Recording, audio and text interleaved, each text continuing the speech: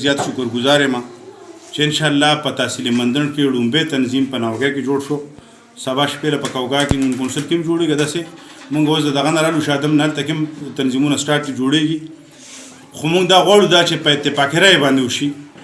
انشاءالله دلته کې ډېر ښکلې په اتفاقي رایې باندې دې فیصله وکړه چې هغې کې نومونه د ډېر شو کسانو مشرانو نومونه راله، د خانزاده باچا، د سید بخشا باچا، دغه شانتې د جاوید او د سرنزیب ډاکټر صاحب. خو موږ د هغې شکریه ادا کوو چې هغې په اتفاقي رایې باندې د صدارت لپاره شاه وزیر نوم وټاکو او د سینیر نایب صدر دپاره د جاوید نوم وټاکو او دغه شانتې د جنرال سیکرټري دپاره د شیراز نوم وټاکو او د ډیپټي جنرال سیکرټري دپاره د اجمل خان نوم وټاکو. انشاءالله دوی اوس په خپلو کې کښېني او دا چې نورې کومې عهدې دي د سر فینانس سیکرټري دی یا د خزانچي دی، انشاءالله هغه به دي په اتفاقي رایې باندې نور چې کومه کمیټې دغه دی تنظیم دی انشاءالله هغه به هم دي برابر کړي.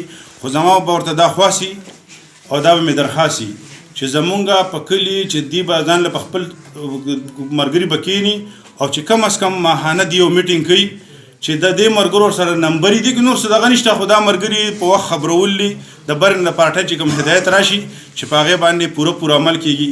نو نور به انشاءالله د شاه وزیر دین هم دغه وکړه، د اجمل خان دین هم لږه ویډیو وکړه او انشاءالله زما د طرفه او د ټول کلي د طرف نه موږ دې ته مبارکي ورکړو او خدای دې وکړي دا چې دا تنظیم زموږ د دې پارټۍ دپاره او د دې کلي دپاره د خیر ذریعه وګرځي. زه د ملګرو ډېر زیات شکریه ادا کوم، دوی به مشترکه باندې زموږ دغه وکړو صدارت لپاره انتخاب وکړو. فینال کې موږ نوي کسان وکړو لکه دوی یو مخلص وو دوی دغه وکړو او دغه چې دی د جاوید ناظم هغه نایب صدر شو، نایب او شیراز شو، د اجمل دی، نور به انشاءالله په خپله باندې بیا که خیر وکړو. زه د ملګرو ډېر زیات شکریه ادا کوم. الرحمن الرحیم. زه شیراز احمد د ANP نه جنرال سیکرټري دی منتخب کوم. ټولو ملګرو په شریکه باندې زه د دې ډېر زیات شکرګزار یم چې په ما باندې دې اعتماد وکړو دغه وکړو جنرال سیکرټري منتخب. زه د عوامي نیشنل پارټۍ ډیپټي جنرال سیکرټري منتخب شوم. ټولو ملګرو په موږ باندې اعتماد وکړو، د هغې ته مبارکي ورکړم. هغې به انشاءالله د یو په شریکه باندې چلو چې صحیح نه به په شریکه انشاءالله.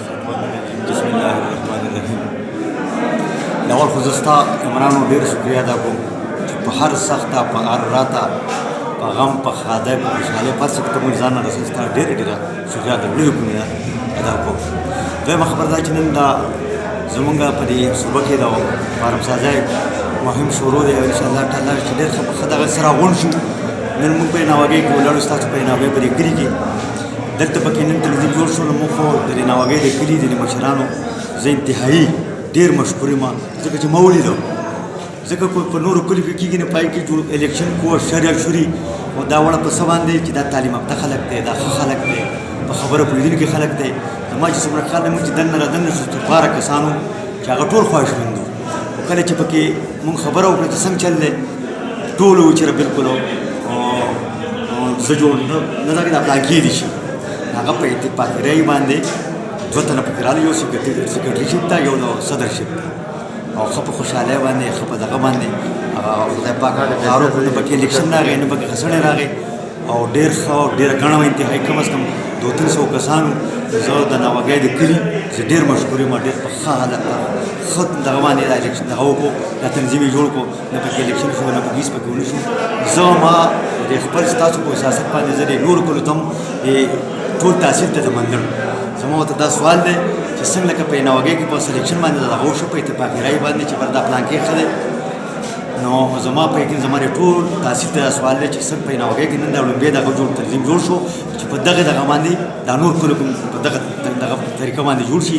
انشاءالله تعالی چې دا به ډېر ښه دغه وي، پارټي به هم روغه پاتې شي او چې الیکشن دغه پکې راشي هغه جوړ هغه ملګري دي او نه څوک یې مال یې نه راکړي، پای کې خفګان راځي او چې په داسې په خوشحالۍ باندې چې پارټي هم روغه پاتې شي.